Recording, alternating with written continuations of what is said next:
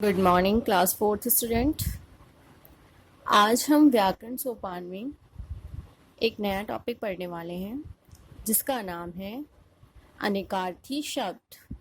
तो चलिए अनेकार्थी शब्द देखते हैं क्या होते हैं। तो आज का पाठ है अनेकार्थी शब्द। अनेकार्थी शब्द के नाम से ही आपको पता चल रहा होगा, अनेक अर्थ अर्थात जिसके अनेक से ज्यादा अर्थ बताने वाले शब्दों को अनेकार्थी शब्द कहते हैं। ठीक है, अनेकार्थी अनेक अर्थ।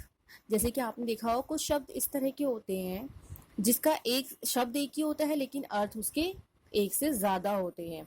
चलिए उदाहरण के माध्यम से देखते हैं। जैसे शैला दीदी यहाँ दरियाई घोड़ा है, मतलब शैला और उसका भाई अभय अपने माता पिता के साथ चिड़ियाघर देखने गए हैं। वहां एक बहुत बड़ा जलाशय था। अभय बहुत ध्यान से सभी पक्षियों को देख रहा था और अचानक वह बोला, शैला दीदी यहाँ दरियाई घोड़ा है, मछलियां भी हैं, मगर मुझे मगर नहीं दिखाई दे रहा है। तो यहाँ एक मगर का मतलब क्या होता है? मगरमच्छ। और एक मगर का मतलब है कि मुझे मगर लेकिन। ठीक है, तो ऐसी तरह शैला अभय की बात समझ गई। उसने झट से कहा, अरे मैंने तो अभी एक मगर देखा है, वह बिल्कुल आम था मगर वह आम खा रहा था। अब आप देखें यहाँ पर आम भी दो बार आया है। शब्द एक ही है लेकिन उसका अर्थ हर बार भिन्न है। जैसे कि बिल्कुल आम था, इसका मतलब बहुत साधारण बात है कि मतलब देखना, मगर को देखना बहुत आम बात है, साधारण बात है। मगर वह आम खा रहा था, इसका मतलब आम फल, वो एक आम एक फल वो खा रहा था। ठीक है, तो अब चल देखते हैं अनेकार्थी शब्द की परिभाषा।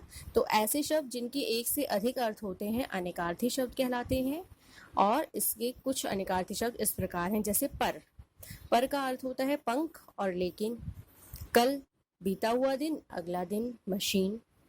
कुल का अर्थ होता है जोड़, पूरा, वंश। कृष्ण, काला कृष्ण भगवान। तो ये सभी क्या है? अनेकार्थी शब्दों के उदाहरण हैं। तो इसी के आधार पर आपको आज एक गृह कार्य दिया जा रहा है, आपको वो करना है।